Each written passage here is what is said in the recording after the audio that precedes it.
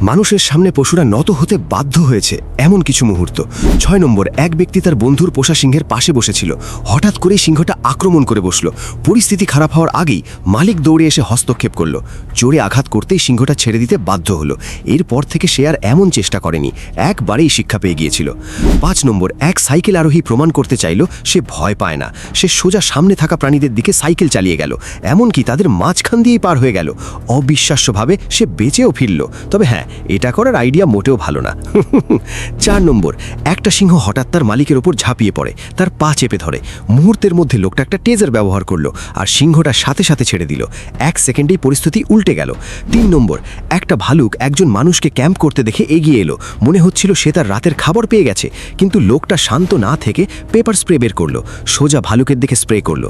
ভালুকটা আতঙ্কে দৌড়ে পালালো, এমনকি দৌড়াতে গিয়ে গাছেও ধাক্কা খেলো। ওই দিনটা সে নিশ্চয়ই ভুলেনি।